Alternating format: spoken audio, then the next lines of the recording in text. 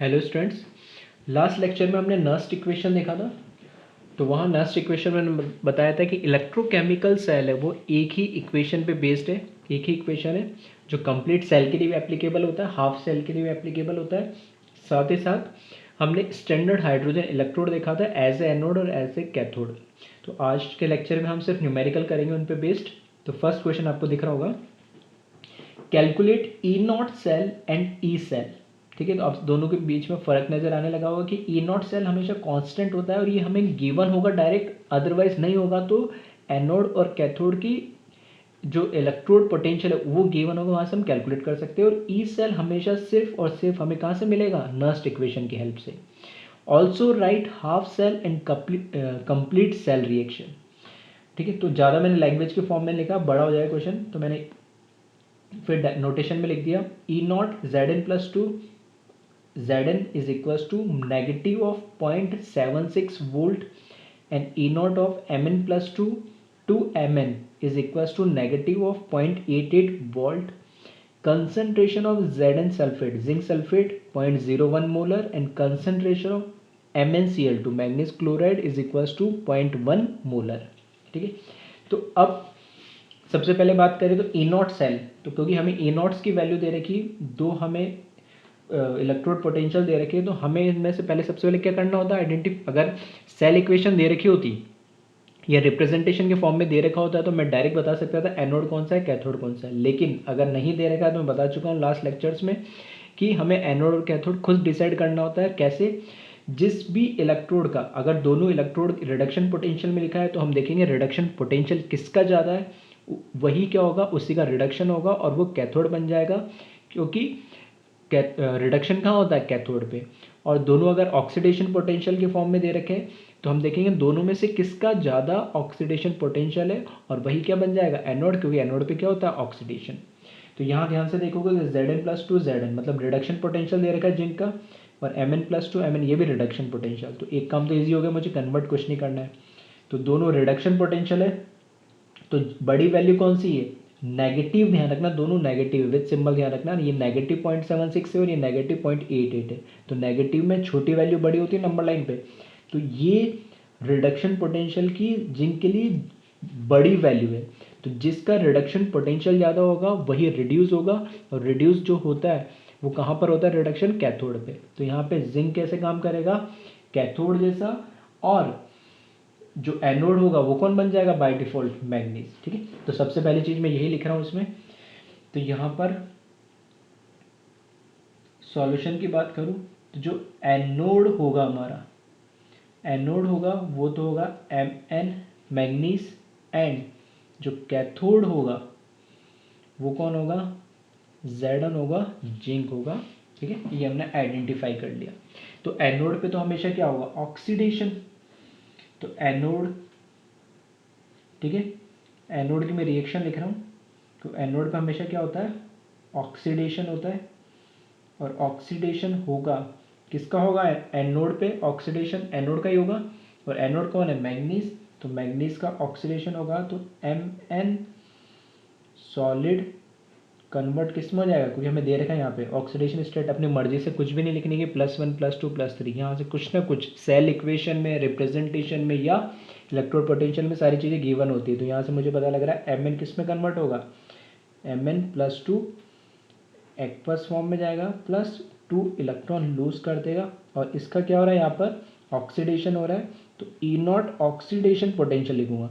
अब यहाँ मुझे रिडक्शन पोटेंशियल दे रखा है +2 से 0, लेकिन मैंने यहाँ ऑक्सीडेशन की इक्वेशन लिखी है तो मैं इसको नेगेटिव से मल्टीप्लाई करके लिखूंगा। तो 0.88 क्या आ जाएगा, ये वोल्ट आ जाएगा। कैथोड पे क्या होगा, रिडक्शन होगा। तो कैथोड पे रिडक्शन होगा तो मैं क्या करूँगा, रिडक्शन की वैल्यू लिखूँगा, सॉरी रिडक्शन की रिएक्शन लिखूँगा। और कैथोड कौन है हमारा, जिंक है, तो जिंक का रिडक्शन होगा। तो रिडक्शन होगा तो Zn +2 एक्वस फॉर्म में जो होगा वो 2 इलेक्ट्रॉन गेन करेगा, और Zn सॉलिड में कन्वर्ट हो जाएगा। और इसके लिए मैं क्या लिखूँगा, क्योंकि इसका रिडक्शन हो रहा है तो इसका रिडक्शन पोटेंशियल ही लिखूँगा। और यहाँ पर मुझे जो दे रखा है Zn +2 Zn, ये का रिडक्शन पोटेंशियल ही है, तो ये कितना हो जाएगा, नेगेटिव ऑफ 0.76 वोल्ट। सही है। दोनों को मैं कंबाइन कर दूं तो क्या आ जाएगा, सेल रिएक्शन आ जाएगी। तो सेल रिएक्शन के लिए मैं क्या करूं, दोनों को मैंने ऐड करके लिख देना है। और मैंने बोला सेल रिएक्शन में कभी भी फ्री इलेक्ट्रॉन नहीं आता है, तो इसमें ध्यान से देखेंगे। तो इसमें भी 2 इलेक्ट्रॉन, इसमें भी 2 इलेक्ट्रॉन है, तो कैंसिल आउट हो जाएंगे जब ऐड करेंगे। तो मुझे कुछ मल्टीप्लाई करने की ज़रूरत नहीं पड़ेगी यहाँ पे।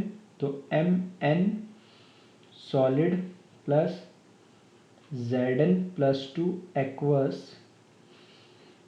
which forms Mn+2 aqueous plus Zn solid. और यहाँ से E0 सेल में कैलकुलेट कर लूँगा, जो दोनों का क्या होगा, समेशन होगा 0.88 plus negative of 0.76 which is equals to 0.12 volt आ जाएगा। ठीक है। तो यहाँ से E0 सेल हमने कैलकुलेट कर लिया, कंप्लीट सेल रिएक्शन लिख दी, हाफ सेल लिख दी दोनों के लिए। अब सिर्फ मुझे क्या कैलकुलेट करना, ई सेल। और ई सेल कैलकुलेट करना है तो हमेशा मुझे क्या लगाना पड़ेगा, नर्स्ट इक्वेशन। ठीक है, शॉर्ट में लिख रहा हूँ NE, नर्स्ट इक्वेशन लगाना पड़ेगा। ठीक है, तो नर्स्ट इक्वेशन क्या होगा, E cell is equals to E0 cell negative of 0.06 लिख रहा हूँ, न्यूमेरिकल मैंने बोला राउंड ऑफ करके लिख लेना, divide by n log of Q। तो E0 सेल की वैल्यू मेरे पास आ चुकी, n की value, number of transfer electron कितना है इसमें 2 है, दिख रहे, n की वैल्यू पे थे। Q मुझे लिखना है, Q क्या होगा, concentration of product divide by concentration of reactant, कहाँ से, इस कंप्लीट सेल रिएक्शन से। तो ये सॉलिड, तो ये इसकी वैल्यू नहीं लिखनी, Mn+2 एक्वस और Zn+2 एक्वस, ये कहाँ से मिलेगा। तो जो Mn+2 एक्वस है, मतलब वो इलेक्ट्रोलाइट हमें दे रखा है MnCl2, मैग्नीज क्लोराइड की कंसंट्रेशन दे रखी है इसकी इलेक्ट्रोलाइट की। तो जो इलेक्ट्रोलाइट की कंसंट्रेशन होगी वही Mn+2 की कंसंट्रेशन हो जाएगी। क्यों, क्योंकि एक, अगर इसको मैं लिखूंगा रिएक्शन के फॉर्म में, तो एक MnCl2 एक Mn+2 देगा, 2 क्लोराइड देगा। तो हमें क्लोराइड की थोड़ी चाहिए कंसंट्रेशन, हमें किसकी चाहिए, Mn+2 की। सेम जो कंसंट्रेशन जिंक सल्फेट की होगी वही कंसंट्रेशन किसकी हो जाएगी, Zn+2 की, क्योंकि Zn+2 एक ही मिलेगा एक Zn जिंक सल्फेट के एक मोल से या एक मॉलिक्यूल से। तो यहाँ से कंसंट्रेशन लिखना चाहो अलग से लिख सकता हूँ, मैं डायरेक्ट लिख रहा हूँ।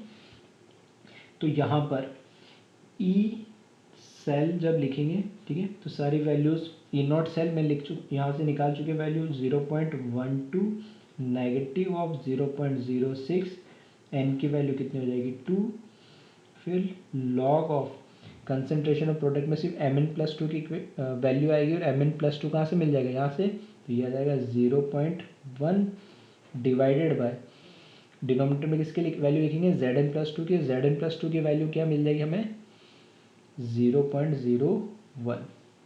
ठीक है, तो इसको सिंपली सॉल्व कर लेंगे।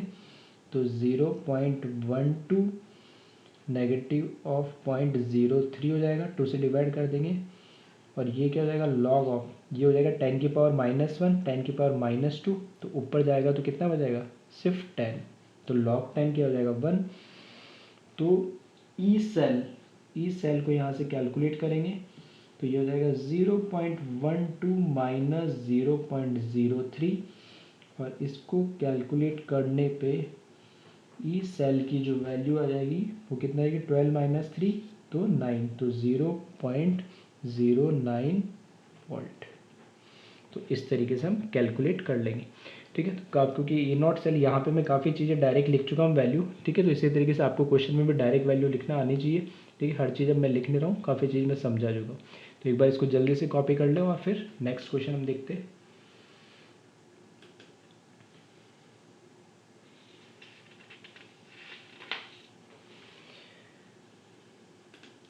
नेक्स्ट क्वेश्चन देखेंगे।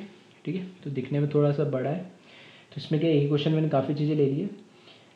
E0 Sn+4 to Sn+2 is equals to 1.4 volt and E0 Pb+2 to Pb is equals to negative of 0.2 volt. What is the effect on E cell if concentration of following changes S? ठीक है, एक cell बनाया मैंने, electrochemical cell, जिसमें 2 electrodes, मुझे एक tin की electrode दे रखा है और एक लेड का इलेक्ट्रोड दे रखा है। तो मुझे डिसाइड करना है एनोड कैथोड कौन सा है। और उससे जो मेरा इलेक्ट्रोकेमिकल सेल बन रहा है उसमें ई सेल की वैल्यूज़ इन सब चेंजेस से, increasing concentration of Sn+4, increasing concentration of Sn+2 ion, increasing concentration of Pb+2 ion, increasing concentration of Pb solid, इन सब की कंसंट्रेशन चेंज करने पे, ठीक है, 4 पार्ट हो गए अलग अलग एक तरीके से, ठीक है। ई सेल की वैल्यू में क्या इफेक्ट होगा वो मुझे बताना है। तो सबसे पहले तो मैं क्या करूँ, ई सेल का इफेक्ट पूछा तो ई सेल की क्या लिखने पड़ेगी, मुझे वैल्यू निकालने पड़ेगी। और ई सेल की वैल्यू हम कैसे निकालते हैं, हमेशा नर्स्ट इक्वेशन से, ठीक है। तो सबसे पहले तो मैं क्या डिसाइड कर लूँ यहाँ पे, ठीक है। तो अब काफ़ी क्वेश्चन मैं करवा चुका हूँ, ठीक है, आइडिया दे चुका हूँ नर्स्ट इक्वेशन को कैसे सॉल्व करते हैं। तो सबसे पहले तो ई सेल की वैल्यू कैलकुलेट कर ले जल्दी से, ठीक है। तो वीडियो को पॉज करके ई सेल की वैल्यू कैलकुलेट करें, एनोड कैथोड डिसाइड करके, ठीक है। तो आई थिंक कई लोग कर रहे होंगे, तो वीडियो पॉज करके कर लिया होगा। तो अब देखिए यहाँ पे सॉल्यूशन। सबसे पहले बात करूँ मैं, एनोड और कैथोड डिसाइड करना होगा, मैं एनोड और कैथोड डिसाइड करना है। तो +4 से +2 जा रहा है टिन में, ठीक है। अगर नहीं दिख रहा हो तो ठीक है, हो सकता है थोड़ा, क्योंकि सबस्क्रिप्ट में लिखना होता है तो छोटा लिखने में आ रहा है। तो Sn+4 है, ये Sn+2 है, मतलब +4 से +2 रिडक्शन हो रहा है, तो ये रिडक्शन पोटेंशियल है टिन का। और Pb+2 से Pb मतलब +2 से 0, तो ये भी रिडक्शन पोटेंशियल है लेड का। ये 1.4 वोल्ट है और ये क्या है, नेगेटिव और 0.2 वोल्ट। तो बड़ी वैल्यू कौन सी है, 1.4, क्योंकि दोनों ही क्या है, रिडक्शन पोटेंशियल। तो जिसका रिडक्शन पोटेंशियल ज़्यादा उसी का क्या हुआ, रिडक्शन। और रिडक्शन कहाँ होता है, कैथोड पे। तो कैथोड कौन हो जाएगा, टिन। और एनोड बाय डिफॉल्ट क्या हो जाएगा, पीबी। तो यहाँ से पहली चीज़ तो हम यही लिखे, जो एनोड है वो तो मेरा हो जाएगा पीबी, एंड जो कैथोड है वो क्या हो जाएगा, टिन, ठीक है। ये क्लियर हो गया। अब बस जल्दी से हम क्या करें, एनोड पे क्योंकि क्या होगा, ऑक्सीडेशन होता है हमेशा, एनोड पे ऑक्सीडेशन होता है। और ऑक्सीडेशन किसका होगा, पीबी का। तो इक्वेशन लिख दे, पीबी सॉलिड से, ठीक है, पीबी सॉलिड से किस में कन्वर्ट होगा, सब चीज़ें गिवन होती हैं यहाँ पे। देखो इसमें दिख रहा है कहाँ पे जाएगा, कौन से ऑक्सीडेशन स्टेट में, पीबी +2 में जाएगा, +2 इलेक्ट्रॉन। तो इसका मुझे क्या चाहिए, ऑक्सीडेशन पोटेंशियल चाहिए। और ये मुझे क्या दे देगा, रिडक्शन पोटेंशियल। तो इसका साइन चेंज करके 0.2 वोल्ट कर देंगे। कैथोड,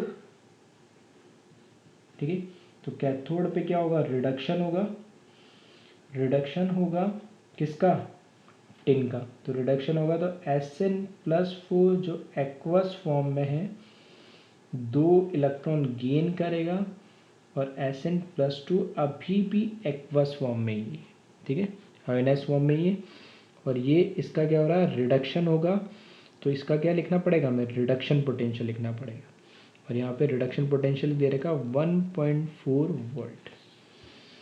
तो जब मैं सेल रिएक्शन लिखूँगा तो सेल रिएक्शन दोनों को कंबाइन करके लिखूँगा। तो देखना 2 इलेक्ट्रॉन तो कुछ मल्टीप्लाई करने की ज़रूरत नहीं है, तो डायरेक्ट लिख रहा हूँ मैं, PB solid plus Sn+4 aqueous which give Pb+2 aqueous plus Sn+2 aqueous। और E0 सेल जब लिखूंगा तो दोनों को ऐड करके लिखूंगा, तो डायरेक्ट लिख दे रहा हूँ मैं 1.6 वोल्ट आ जाएगा, ठीक है। तो 1.4 और 0.2 को दोनों को ऐड करेंगे तो E0 सेल क्या आ जाएगा, 1.6 आ जाएगा।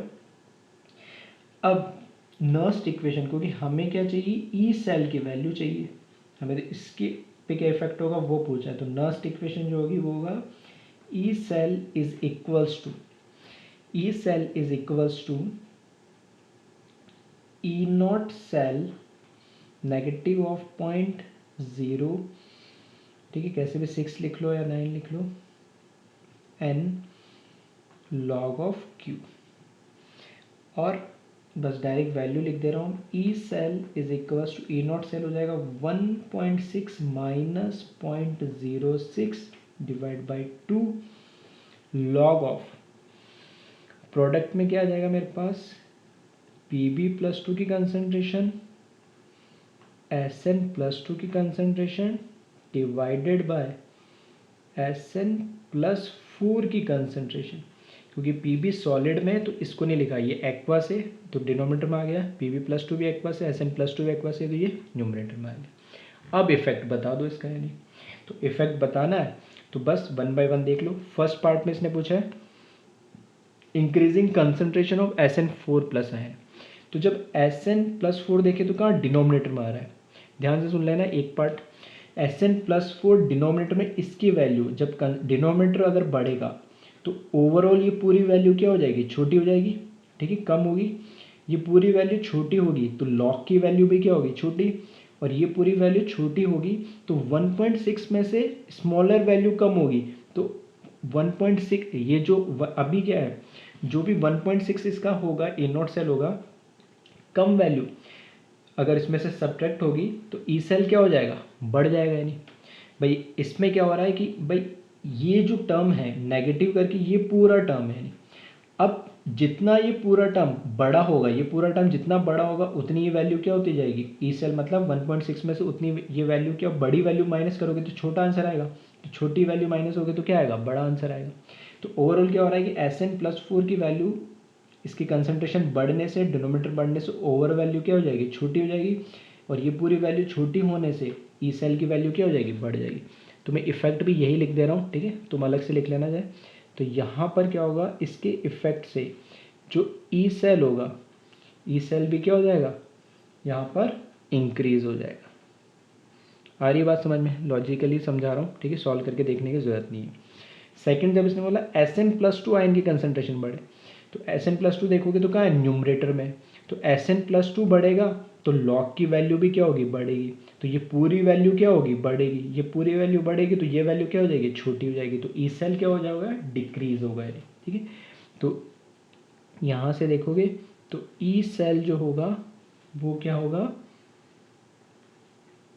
डिक्रीज होगा। नेक्स्ट, Pb+2 के आयन हमने क्या करा है, कंसंट्रेशन बढ़ा दी, वापस Pb+2 भी कहाँ है, न्यूमरेटर में है, तो सेम रिजल्ट मिलेगा। ये न्यूमरेटर में वैल्यू बढ़ाओगे तो ओवरऑल वैल्यू ये बढ़ेगी, और ये बढ़ेगी तो ये 1.6 से बहुत काफ़ी छोटी हो जाएगी, तो ये हो जाएगा, सेम रिजल्ट मिलेगा। ई सेल भी क्या होगा, इसमें डिक्रीज होगा। ये इफेक्ट आप खुद से बताएं। अगर मैं कंसंट्रेशन ऑफ Pb सॉलिड अगर बढ़ा देता हूँ तो कंसंट्रेशन ऑफ Pb सॉलिड बढ़ाने पर इस पर क्या होगा, बिल्कुल सही सोचा कई लोगों ने, कोई इफेक्ट नहीं होगा। क्यों, क्योंकि Pb सॉलिड की कंसंट्रेशन पे ई सेल डिपेंड करता ही नहीं। नर्स्ट इक्वेशन में देखोगे तो लॉग के सामने जो भी सॉलिड होता है या लिक्विड होता है प्योर, वो उसकी कंसंट्रेशन चेंज करने से इम्पैक्ट नहीं पड़ता, उसको हमेशा क्या मान के चलते हैं हम, यूनिटी मान के चलते, कांस्टेंट मान के चलते, रिमेन सेम। तो यहाँ पर क्या होगा, Pb सॉलिड को कितना भी तुम बड़ी रोड ले लो, छोटी रोड ले लो, ई सेल होगा वो क्या रहेगा, रिमेन सेम, ठीक है। तो 4 ऑब्जेक्टिव में 4 अलग अलग क्वेश्चंस बन सकते हैं, तो मैंने इसमें एक ही में सारी चीज़ें बताने की कोशिश करी है, ठीक है। तो एक बार इसको जल्दी से कॉपी कर लो, फिर नेक्स्ट क्वेश्चन देखते हैं इसमें।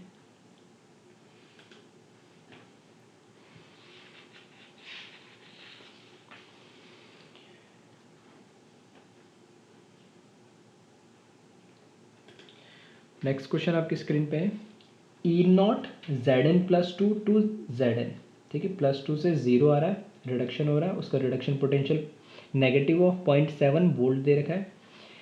E0 ऑफ Fe iron, Fe+2 to Fe मतलब +2 से कहाँ आ रहा है, 0 आ रहा है। फिर Zn+2 की कंसंट्रेशन हमें दे दी है 1 मोलर, Fe+2 की concentration they the 1 molar. If concentration of Zn+2 increases 10 times and Fe+2 diluted to 100 times, then what is the new E cell? New E cell से क्या मतलब है कि एक दो हमें इलेक्ट्रोड दे दिए, उससे इलेक्ट्रोकेमिकल सेल बनाया, उसमें जो भी इलेक्ट्रोलाइट है, लेकिन हमें क्या दे दिया, क्योंकि आयन की कंसंट्रेशन की जरूरत होती तो हमें आयन की कंसंट्रेशन डायरेक्ट दे दिए। तो यहाँ से मुझे ई सेल की वैल्यू पता लग जाएगी। अब वो कह रहा है कि अगर जो ई सेल हमने बनाया, अब उसमें मैं कह रहा हूँ Zn+2 की कंसंट्रेशन तो 10 टाइम्स बढ़ा दे रहा हूँ और Fe+2 को 100 टाइम डाइल्यूट कर दे रहा हूँ, तो ई सेल पे क्या इम्पैक्ट होगा वो तुम्हें बताना है। तो एक बार वीडियो को पॉज करें और खुद से एक बार सॉल्व करने की कोशिश करें, क्या हम इस तरह के क्वेश्चन को अटेम्प्ट कर पा रहे हैं, क्या हम सोच पा रहे हैं इस तरह के क्वेश्चन को कैसे करना है। ठीक है, वापस से बोल रहा हूँ कि ई सेल कैलकुलेट करने के लिए इलेक्ट्रोकेमिकल सेल के लिए एक ही इक्वेशन, कौन सी, नर्स्ट इक्वेशन। तो आई होप कई लोगों ने ट्राई करा होगा और कई लोग बिल्कुल सही, ठीक है, मेथड पे गए भी होंगे, कई लोगों ने, ठीक है, मुझे पूरी उम्मीद है कि सॉल्व भी करा होगा। ठीक, तो एक बार हम वेरीफाई कर लेते हैं जिन लोगों ने सॉल्व कर लिया, और जिन्हें नहीं आ रहा है, ठीक है, तो देखिए किस तरीके से हम इसको अटैम्प्ट कर रहे हैं। तो सेम वही क्वेश्चन स्टार्ट में वहीं से करूँगा। ठीक है, बार बार इस तरह के क्वेश्चन मैं चाहता तो डायरेक्ट सेल रिएक्शन भी लिख देता ताकि एनोड कैथोड पता लग जाए। इस तरीके से मैं बार बार इसलिए लिख रहा हूँ। ठीक है, तो इसमें एक चीज़ जो गड़बड़ हुई है वो ये हुई है कि अभी मेरे को दिखा है यहाँ पे, क्योंकि मैंने इसकी वैल्यू नहीं दी है यहाँ पे। ठीक है, ये मिसिंग हो गई है, तो कई लोग ट्राई करना चाह रहे होंगे तो प्रॉब्लम हो रही होगी कि यहाँ से कैसे पता लगेगा। तो रिडक्शन पोटेंशियल मैंने आयरन का यहाँ पे लिखा ही नहीं है, तो जो इसका रिडक्शन पोटेंशियल है इसकी वैल्यू आप लिख ले, यहाँ पे रिडक्शन पोटेंशियल इसका लिख ले -0.4 वोल्ट। ठीक है, तो इसका जो रिडक्शन पोटेंशियल है, ठीक है, यहाँ मैं लिख देता हूँ अलग से,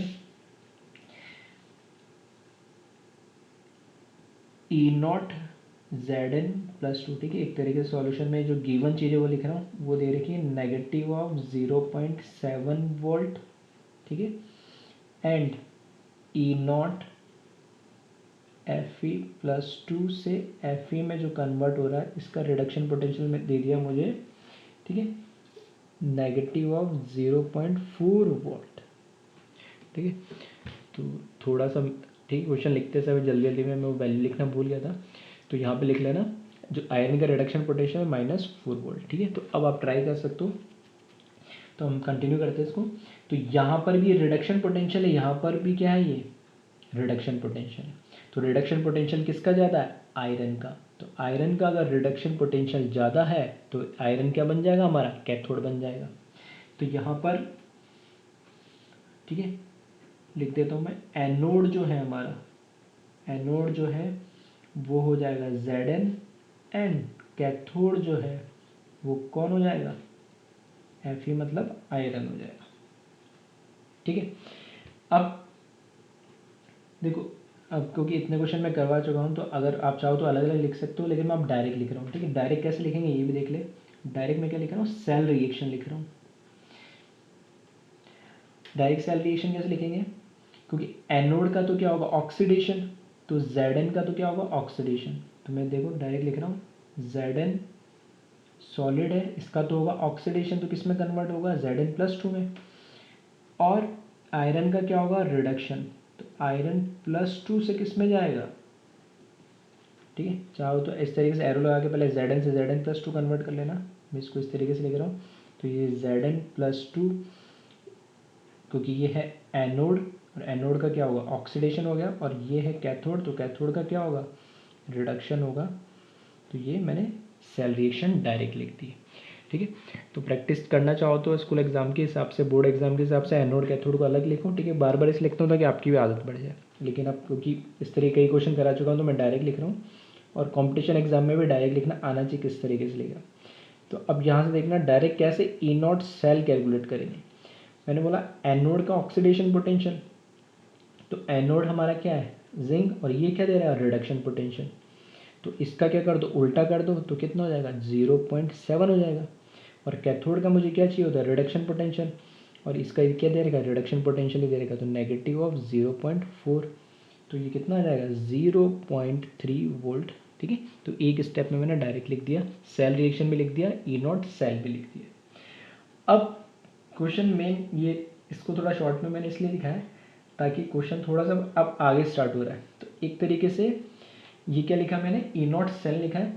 तो अब मुझे क्योंकि ई सेल की वैल्यू में देखना है कि न्यू ई सेल क्या होगा, तो यहाँ पे पहले ओल्ड या original E cell, initial E cell क्या, वो तो हमें पता होना चाहिए। तो उसके लिए मैं क्या लगाऊंगा, नर्स्ट इक्वेशन लगानी पड़ेगी। तो मैं इस तरीके से लिख देता हूँ, ई सेल इनिशियल लिख लो या ई सेल 1 लिख लो। ठीक है, थोड़ा ये आसान होगा लिखने में। तो E0 cell -0.06 divide by n log of Q।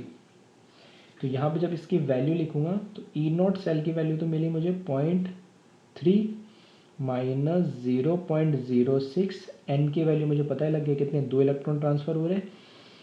Log of product की कंसंट्रेशन में देखोगे तो Zn+2, ये तो सॉलिड हो गया, Zn+2 की कंसंट्रेशन कितनी है 1 डिवाइड बाय डिनोमिनेटर में आएगा रिएक्टेंट कंसंट्रेशन, तो Zn+2 भी यहाँ पर क्या हो गया 1 हो जाएगा ये, और Fe+2 की कंसंट्रेशन लिखनी है वो क्या आ जाएगी यहाँ पे भी 1। तो एक तरीके से ये क्या हो गया log 1 हो जाएगा, और log 1 क्या होता है 0, तो ये पूरी वैल्यू की हो जाएगी 0। तो मैं यहाँ से लिख सकता हूँ ई सेल जो 1 है उसकी वैल्यू मुझे मिल रही है 0.3 वोल्ट, इसको फर्स्ट इक्वेशन नाम दे देता हूँ। अब मेरे को जो इसमें चेंज क्या मिल रहा है, बस जो Q मैंने लिखा कंसंट्रेशन, उसकी वैल्यू में मेरे को क्या मिल रहा है, सिर्फ चेंज मिल रहा है। क्योंकि इसने बोला कि जो Zn+2 है, ठीक है, तो Zn+2 न्यू लिख देता हूँ। न्यू जो कंसंट्रेशन है वो 10 टाइम्स बढ़ गई है Zn+2 जो इनिशियल था, यानी ठीक है। तो नहीं दिख रहा हो तो मैं बोलते चल रहा हूँ, तो लिख लेना कि Zn+2 की न्यू कंसंट्रेशन है वो 10 टाइम्स हो गई है किसके, इनिशियल के। एंड ये बताए, ये थोड़ा इंपॉर्टेंट है कि Iron+2 की न्यू कंसंट्रेशन क्या हो जाएगी। इसने बोला डाइल्यूटेड 200 टाइम्स, का मतलब क्या, उसके अंदर हमने पानी मिला दिया। पानी मिला दिया तो सिंपल सा ध्यान रखना, क्योंकि जो कंसंट्रेशन होता है वो कंसंट्रेशन को हम डिफाइन कैसे करते हैं, कंसंट्रेशन होता है मोल्स पर लीटर या मोल्स अपॉन वॉल्यूम। तो concentration is inversely proportional to क्या, वॉल्यूम। तो अगर मैं क्या कर रहा हूँ, वॉल्यूम बढ़ा रहा हूँ तो कंसंट्रेशन क्या होगी, कम होगी, ठीक है। तो इसी रेशियो में तो मैं 100 टाइम्स उसको डाइल्यूट कर दिया, वॉल्यूम बढ़ाया तो कंसंट्रेशन क्या हो जाएगी, उसकी 100 टाइम्स डिक्रीज हो जाएगी।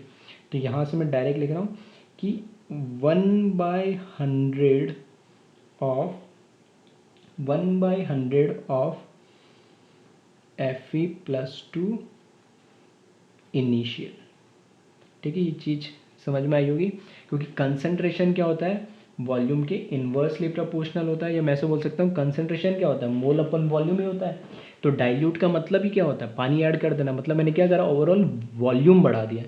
ऐसे नहीं समझ में आ रहा हो तो मोल्स तो क्या होंगे, सेम ही होंगे, ठीक है। तो मोल्स तो यहाँ पे जो भी n मान लो, तो C1 इक्वल्स टू n/V1, फिर लिखना C2 इक्वल्स टू n/V2, और V2 कितना हो जाएगा 100 ऑफ V1। तो वहाँ से C2 भी कैलकुलेट करोगे तो भी यही वैल्यू आएगी। आ रही मेरी बात समझ में। तो यहाँ से मैंने लिख दिया 1/100 Fe+2। अब इसको क्या करूँ, न्यू जो हम लिखने वाले उसके अंदर लिख लो, इसको मैं जो ई सेल न्यू लिख लो या ई सेल 2 लिख रहा हूँ, थोड़ा लिखने में आसानी हो। तो ई नॉट सेल ये तो एक कांस्टेंट वैल्यू होती है, इसमें तो कोई चेंज आएगा ही नहीं, क्योंकि ई नॉट सेल मैंने बताया था कांस्टेंट है कि इलेक्ट्रोड का पोटेंशियल उसकी साइज वाइज से, क्योंकि इंटेंसिव प्रॉपर्टी है तो साइज वाइज से कोई फर्क नहीं पड़ता है। इसमें तो हमें क्या देखना है, बस कौन सा इलेक्ट्रोड है और कौन सी ऑक्सीडेशन स्टेट में जा रहा है, ठीक है। अब उसमें उनके इलेक्ट्रोलाइट की कंसंट्रेशन क्या भी चेंज कर दो उससे कोई फर्क नहीं पड़ता, तो ये तो कांस्टेंट ही रहेगा। -0.06 डिवाइड बाई 2 ही रहेगा ये, ठीक है। इलेक्ट्रॉन में 2 ही चाहिए। लॉग ऑफ, अब जब मैं न्यूमरेटर में Zn+2 लिखूंगा तो यहाँ पर क्या आ जाएगा, Zn+2 की वैल्यू तो कितनी है 1 थी, तो उसका 10 टाइम्स क्या आ जाएगा 10। और यहाँ पर क्या लिखेंगे, Fe+2 की कंसनट्रेशन लिखेंगे तो 100, तो इस तरीके से लिख दूँ, Fe+2 तो 1 ही होगा, तो 1/100, तो इस तरीके से लिख दिया 1/100, ठीक है। तो ऊपर जाके पूरी वैल्यू क्या बन जाएगी, 10 की पावर क्या बन जाएगी, ये तो हुआ 10 की पावर 2, और ऊपर जाके टोटल क्या बन जाएगी 10 की पावर 3। तो ई नॉट सेल की वैल्यू रख रहा हूँ मैं 0.3, ये ऑलरेडी हम कैलकुलेट कर चुके। नेगेटिव ऑफ 0.03, 2 से डिवाइड करने के बाद log of 10 raise to the power, ये कितना हो जाएगा 3, ये ऊपर जाएगा तो क्या जाएगा 1000, तो 10 की पावर 3, तो 3 क्या जाएगा सामने, log m raise to the power n। तो इसको कैलकुलेट करेंगे तो 0.3 नेगेटिव ऑफ 0.03 इंटू 3, और log 10 क्या हो जाएगा 1, ठीक है। तो एक साथ लिख दी सारी चीज़ें मैंने। तो ई सेल 2 या ई सेल न्यू भी बोल सकते हैं। तो इसको जब कैलकुलेट करेंगे तो ये कितना हो जाएगा 0.09, तो 0.3 माइनस 0.09, ठीक है, तो ये कितना आ जाएगा 0.21 वोल्ट आ जाएगा नया, ठीक है। तो इस तरह के क्वेश्चंस भी आपको प्रैक्टिस में मिल जाएंगे और देखने को मिल जाएंगे। तो 0.3 30 माइनस 9 कितना 21, तो 0.21 वोल्ट इसका आंसर आ जाएगा। तो क्वेश्चन, ठीक है, वैसे करोगे इसको प्रॉपरली सॉल्व तो हो सकता है 1-1.5 पेज भर जाए, तो मेरे 2 पेज भर जाए, ठीक है। एक तो मैंने डायरेक्ट क्या करा, पहले यहाँ पर सेल इक्वेशन लिखी, तो 2-3 स्टेप वैसे बचा लिए। फिर यहाँ पे मैंने क्या करा, इनकी वैल्यू डायरेक्ट लिखी, ठीक है, तो इसमें तो कोई दिक्कत नहीं। यहाँ पे ये जो पॉइंट था इसको ध्यान रखना है कि नई जो कंसंट्रेशन है वो ओरिजिनल के रेस्पेक्ट में, तो ये तो सिंपल है कि कंसंट्रेशन बढ़ा दी 10 टाइम्स, लेकिन वॉल्यूम डाइल्यूट करने पे क्या हुआ, तो वो हमें पता है कि कंसंट्रेशन क्या होता है, मोल अपन वॉल्यूम, बस उसका ध्यान रखना है। तो ये जल्दी से इसको कॉपी कर ले, फिर देखते हैं हम नेक्स्ट क्वेश्चन इसमें।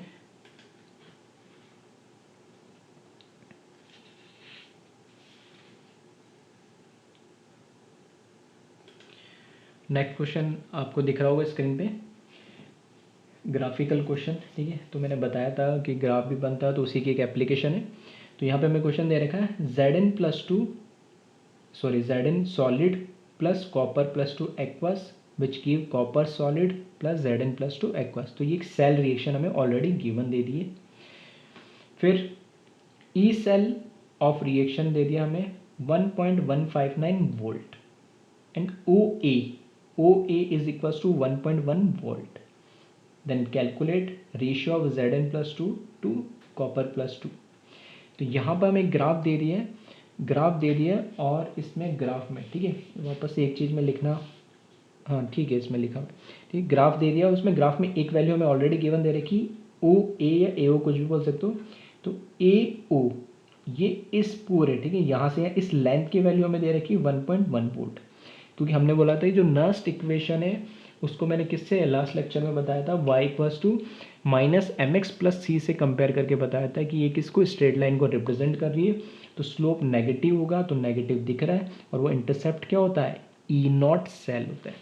तो ये जो यहाँ पर इंटरसेप्ट दिख रहा है, ये इंटरसेप्ट क्या है, ई नॉट सेल है, और ये वैल्यू पूरी ओ ए की कितनी दे रखी है 1.1 वोल्ट, ठीक है। इसी तरीके से स्लोप की वैल्यू दे देंगे तो वहाँ से नंबर ऑफ इलेक्ट्रॉन्स भी कैलकुलेट करा सकता था, ठीक है। तो अलग अलग टाइप के क्वेश्चंस बन सकते हैं।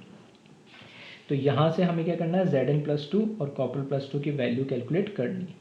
तो E की है, ए की, ठीक है, ज़्यादा सोचने की ज़रूरत ही नहीं कि यहाँ पर तो हमें एनोड कैथोड भी कुछ पता नहीं लगाना है कि जिंक का ऑक्सीडेशन हो रहा है, तो जिंक एनोड, कॉपर का रिडक्शन हो रहा है, ये क्या कैथोड।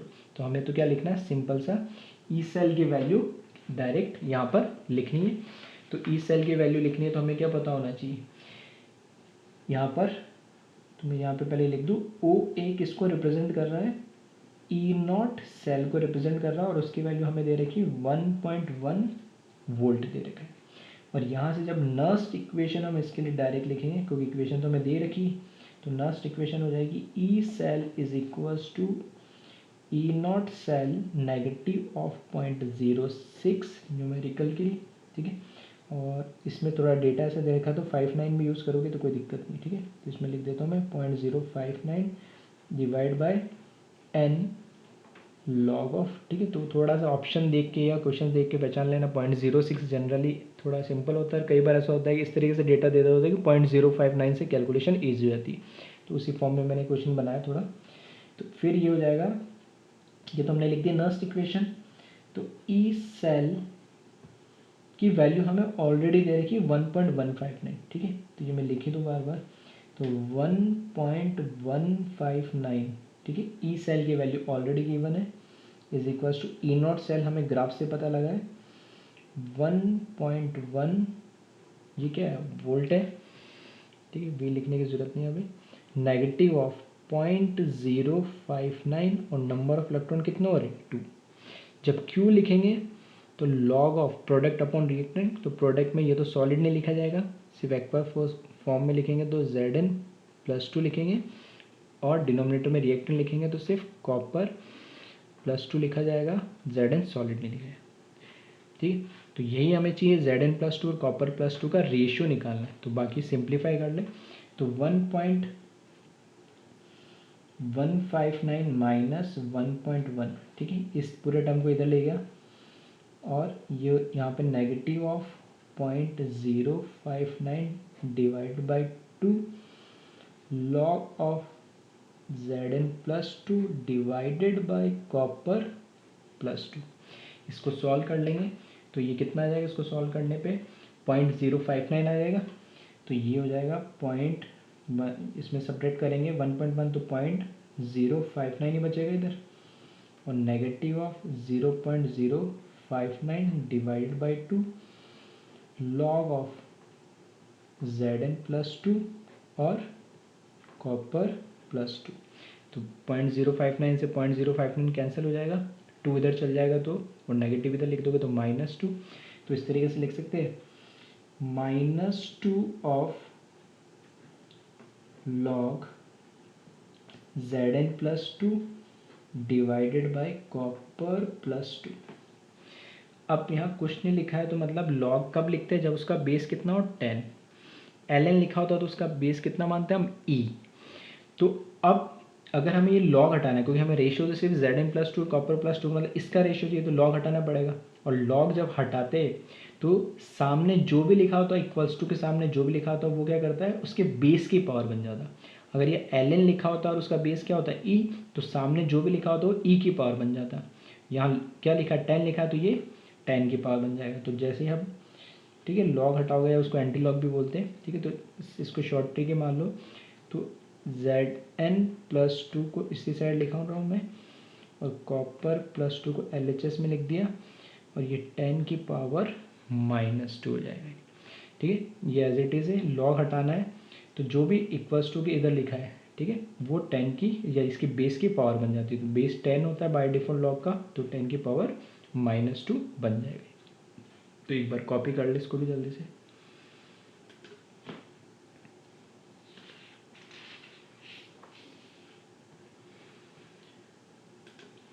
नेक्स्ट क्वेश्चन देखें, इसमें दे रखा है E0 of aluminium to aluminium +3 which is equals to 1.6 volt. ठीक है, तो एल्यूमिनियम का ऑक्सीडेशन, क्योंकि एल्यूमिनियम 0 से +3 में जा रहा है तो ऑक्सीडेशन पोटेंशियल ऑफ एल्यूमिनियम दे रखा है। फिर एल्यूमिनियम सल्फेट Al2SO4 3, ठीक है, ये एल्यूमिनियम सल्फेट का कंसंट्रेशन दे दिया 0.05 molar. Then calculate E of aluminium +3 to Al, ठीक है, एल्यूमिनियम +3 से 0 मतलब रिडक्शन पोटेंशियल निकालना, और सिर्फ E0 की तो वैल्यू दे रखी है और सिर्फ E निकालना, और एक ही इलेक्ट्रोड दे रखा है। अब एक ही ठीक है, लैंग्वेज में नहीं लिख रहा हूँ, लैंग्वेज में लिखता हूँ थोड़ा सा बड़ा हो जाता है, ठीक है, तो मैंने नोटेशन में लिखी चीज़ें। तो एक्चुअली इसमें क्या दे रखा है, ये हाफ सेल दे रखा है मुझे। अब हाफ सेल दे रखा है तो हाफ सेल में ध्यान रखना दोनों चीज़ पॉसिबिलिटी है, क्योंकि मैंने जो स्टैंडर्ड इलेक्ट्रोड पोटेंशियल है वो तो दिया मैंने ऑक्सीडेशन वाला 0 से +3, लेकिन मैंने आंसर जो पूछा है, क्वेश्चन पूछा है, वो मैंने रिडक्शन पोटेंशियल पूछा है। तो स्टैंडर्ड जो ऑक्सीडेशन पोटेंशियल है उसके अकॉर्डिंग रिएक्शन नहीं लिखेंगे, जो हमें ई पूछा है, ठीक है, जो हमें ई पूछा है जो किसी भी कंडीशन में, उसमें हमें रिडक्शन पोटेंशियल पूछा है, तो रिएक्शन भी हम किसके लिखेंगे, रिडक्शन पोटेंशियल। अगर यहाँ पर ये ऑक्सीडेशन पोटेंशियल पूछता तो हम यहाँ पे रिएक्शन में किसके लिखते हैं, ऑक्सीडेशन पोटेंशियल की। तो यहाँ पर अब हम, ठीक है, तो यहाँ पर अब कई लोगों को समझ में आया होगा कि कैसे सॉल्व होता है। तो नर्स्ट इक्वेशन लगानी है, इसको सिंपली क्या करना है, सॉल्व करना है, ठीक है। तो अब देख लें, इस क्वेश्चन से बस ये मैं बताना चाह रहा था कि हाफ सेल अगर दे दिया हो तो कैसे पता लगे क्या कैलकुलेट करना है। तो ई से हमें पता लगाना है कि उसमें पूछा जो है उसके अकॉर्डिंग रिएक्शन लिखनी। तो इसने क्या पूछा है, रिडक्शन पोटेंशियल पूछा है, तो मैं रिएक्शन भी किसकी लिखूंगा, रिडक्शन पोटेंशियल की। तो ये कैथोड हाफ सेल है मेरे लिए। हाफ सेल तो एक इलेक्ट्रोड है तो हाफ सेल तो हो गई। अब एनोड है कैथोड, तो कैथोड है कहाँ से पता लगा, क्योंकि यहाँ रिडक्शन पोटेंशियल इसका पूछा है। तो कैथोड हाफ सेल है तो इसके लिए रिएक्शन क्या होगी, एल्यूमिनियम +3 एक्वस +3 इलेक्ट्रॉन गेन करेगा और ये एल्यूमिनियम सॉलिड में कन्वर्ट हो जाएगा। इसके लिए क्योंकि ये क्या है, रिडक्शन पोटेंशियल, इसका रिडक्शन हो रहा है तो रिडक्शन पोटेंशियल की वैल्यू चाहिए होगी, और ये वैल्यू क्या दे रखी, ऑक्सीडेशन पोटेंशियल। तो इसका उल्टा कर देंगे तो ये क्या हो जाएगा, इसका रिडक्शन पोटेंशियल। अब क्योंकि इसने ई नॉट तो हमें पता गिवन दे ही रखा है, पूछा सिर्फ ई है, और ई किससे निकलेगा, हमेशा नर्स्ट इक्वेशन से। तो यहाँ पर फिर से हाफ सेल के लिए नर्स्ट इक्वेशन लगाएंगे, और लास्ट लेक्चर मैंने बताया था कैसे लगाना है। जो लिखा है उसको एज इट इज लिखना है। ई, अब ध्यान रखना, अभी तक हम क्या लिख रहे थे, ई सेल लिख रहे थे, लेकिन ये पूरा सेल तो नहीं, ये तो हाफ सेल हुआ। तो हाफ सेल के लिए या तो रिडक्शन होगा या ऑक्सीडेशन होगा। पूछा हमसे क्या है, इसमें रिडक्शन पूछा है, तो मैं यहाँ पे क्या लिखूंगा, E R is equals to E naught R minus 0.06 divided by, ठीक है, अभी एन ही लिख देता हूँ, लॉग ऑफ क्यू। आ रही बात समझ में। तो अगर ऑक्सीडेशन पोटेंशियल होता तो इधर ई ओ लिखता, इधर ई नॉट ओ लिखता। तो ई आर मुझे कैलकुलेट करना है, ई नॉट आर की वैल्यू दे रखी है मेरे को -1.6 नेगेटिव, ठीक है, नेगेटिव, क्योंकि एक सेकेंड वैल्यू सही तो लिख रखी है, रिडक्शन पोटेंशियल पूछा है, ठीक है। तो इसमें थोड़ा सा अपन चेंज कर लेते हैं, क्योंकि ये नेगेटिव, चलो कोई फ़र्क नहीं पड़ता वैसे, नॉन स्पॉन्टेनियस हो भी जाएगा, तो ठीक। तो अगर इसमें 1.6 दे रहा है कोई दिक्कत नहीं, तो ये हो गया 0.06 डिवाइड बाय एन। इलेक्ट्रॉन्स कितने हैं हमारे इसमें, इलेक्ट्रॉन इसमें हमारे पास 3 इलेक्ट्रॉन्स, ठीक है, इसमें 3 इलेक्ट्रॉन आ रहे हैं, तो यहाँ मैंने लिखा 3 इलेक्ट्रॉन, ठीक है। ब्लैक पेन चलना बंद हो गया, तो थोड़ा सा एडजस्ट कर लेना, एक आध न्यूमेरिकल है तो थोड़ा सा हो सकता है लिखने में प्रॉब्लम है, तो बोलता जा रहा हूँ, तो उसके अकॉर्डिंग लिख लेना। ये 3 लिखा, लॉग, ठीक है, लॉग ऑफ क्यू लिखना है। तो क्यू क्या होगा, कंसंट्रेशन ऑफ प्रोडक्ट। तो एल्यूमिनियम है, ये तो सॉलिड है, तो इसकी तो कंसंट्रेशन क्या हो जाएगी, यहाँ पे 1 ही लिखेंगे, divided by concentration of reactant. तो कंसंट्रेशन ऑफ रिएक्टेंट एल्यूमिनियम +3 की कंसंट्रेशन लिखनी है, तो मैं लिख देता हूँ एल्यूमिनियम +3 की कंसंट्रेशन। अब एल्यूमिनियम +3 की कंसंट्रेशन कैसे हमें मिलेगी, तो एल्यूमिनियम +3 की कंसंट्रेशन के लिए हमें इलेक्ट्रोलाइट की वैल्यू दे रखी, तो यहाँ से Al2SO4 थ्राइस, जब ये इलेक्ट्रोलाइट ब्रेक होगा तो कैसे होगा, 2 एल्यूमिनियम +3 में +3 सल्फेट -2 में। मतलब इसके एक मॉलिक्यूल या एक मोल से मुझे कितने मिलेंगे, 2 एल्यूमिनियम +3 मिलेंगे। तो अगर मुझे कंसंट्रेशन चाहिए किसकी, एल्यूमिनियम +3 की कंसंट्रेशन चाहिए, तो एक से क्या मिल रहे, 2 एल्यूमिनियम प्लस, तो मैं क्या लिख सकता हूँ, aluminium +3 is equals to twice of concentration of aluminium sulphate. सही है, तो यहाँ से 2 इंटू 0.05 दैट इज 0.1 मोलर, ये किसकी कंसंट्रेशन हो गई, एल्यूमिनियम +3 की कंसंट्रेशन होगी।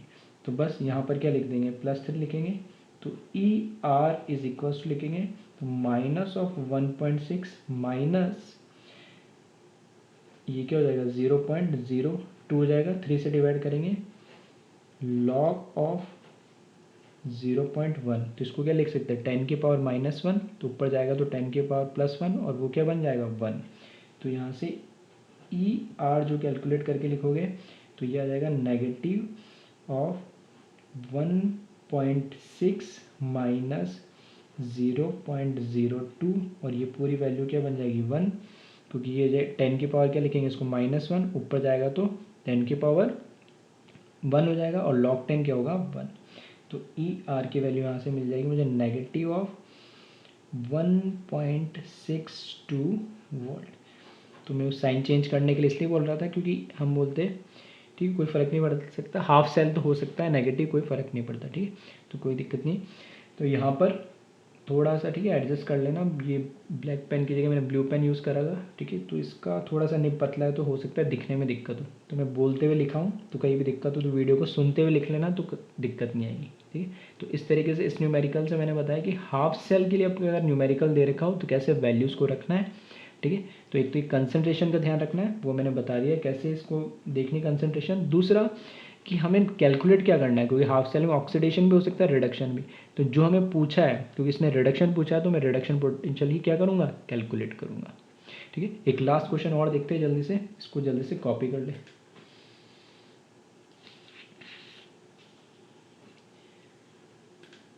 ठीक है, तो स्क्रीन पे दिख रहा होगा H2SO4, उसके नीचे कंसंट्रेशन लिख रही है 0.05 molar, H2 platinum 1 atm, calculate half cell electrode potential.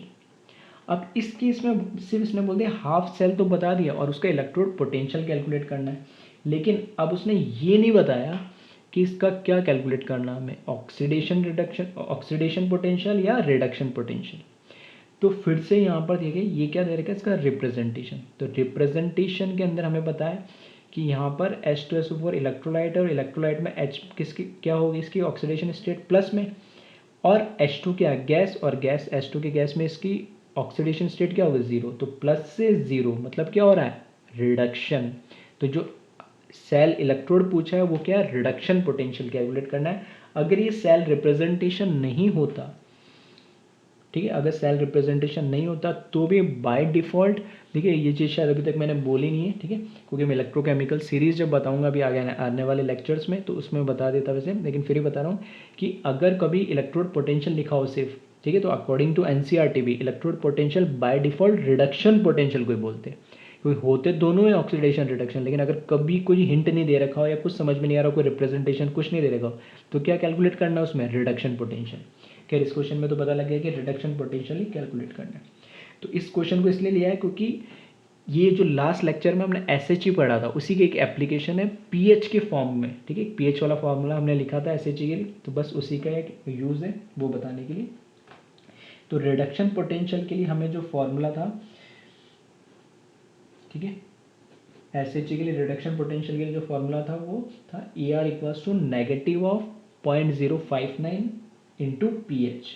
तो अल्टीमेटली मुझे कैलकुलेट क्या करना है, हाइड्रोजन गैस है उसका रिडक्शन पोटेंशियल है। ये तो क्या बता रहा है, मेरा कोई भी हो सकता था, वहाँ HCl लिया था, यहाँ पे H2SO4 है तो ये कुछ भी ले सकते हैं, कंसंट्रेशन 1 मोलर होनी चाहिए थी, ऐसा कुछ बताया था मैंने। तो बस यहाँ पर हमें क्या चाहिए, पीएच निकालनी है। अब ध्यान से सुनिएगा, पीएच निकालनी है तो जो इलेक्ट्रोलाइट है H2SO4 ये इलेक्ट्रोलाइट है, इसकी कंसंट्रेशन दे रखी है मुझे 0.05 मोलर। अब पीएच मुझे कैलकुलेट करनी है, तो पीएच के लिए मुझे अल्टीमेटली चाहिए क्या, H प्लस की कंसंट्रेशन। तो H2SO4 की कंसंट्रेशन अगर दे रखी है तो H प्लस की कंसंट्रेशन क्या हो जाएगी, जैसे अभी लास्ट क्वेश्चन करा तो ये क्या हो जाएगा, twice of concentration of H2SO4 हो जाएगा, क्योंकि एक H2SO4 से क्या निकलेंगे, 2 H प्लस निकलेंगे। तो यहाँ से 2 इंटू 0.05 मोलर हो जाएगा। तो इसको क्या लिख सकते हैं, 0.1 मोलर, ये H प्लस की कंसंट्रेशन आ गई। H प्लस की कंसंट्रेशन आ गई तो पीएच कैलकुलेट कर लेंगे, minus log of H plus होता है पीएच, तो यहाँ से minus log of H plus कितना है 0.1, जो कि क्या होगा 10 की पावर -1, ठीक है, तो माइनस लॉग ऑफ 10 की पावर -1, ये -1 सामने जाएगा तो क्या हो जाएगा +1, तो सिर्फ क्या बचेगा लॉग ऑफ 10 और इसकी वैल्यू कितनी हो जाएगी 1। तो पीएच कितना आ रहा है, अल्टीमेटली 1 आ रहा है। तो यहाँ पे क्योंकि हमें क्या निकालना है H2SO4 में, ठीक है, तो इस तरीके से लिख सकते हैं H2SO4 में H प्लस होगा एक्वस फॉर्म में, वो क्या करेगा 2 इलेक्ट्रॉन गेन करेगा और H2 गैस में कन्वर्ट हो रहा है इसके अकॉर्डिंग। तो यहाँ पर क्या होगा E0, क्योंकि हमारे यहाँ पे क्या हुआ रिडक्शन हुआ, और हाइड्रोजन सेल के लिए IUPAC के अकॉर्डिंग E0R हो या E0O वो क्या होता है हमेशा 0 होता है। तो नर्स्ट इक्वेशन अप्लाई करके हमने इसको डेराइव लास्ट लेक्चर में करा, तो मैं डायरेक्ट लिख रहा हूँ कि ER जो इसमें होता है वो किसके बराबर होता है, नेगेटिव ऑफ 0.059 इंटू पीएच के बराबर होता है, ठीक है। तो इसको डायरेक्ट फॉर्मूले के फॉर्म में याद रखना है। तो जो ER होगा वो हो जाएगा नेगेटिव ऑफ 0.059 इंटू पीएच कितना है 1, तो नेगेटिव ऑफ 0.059 वोल्ट, ठीक है।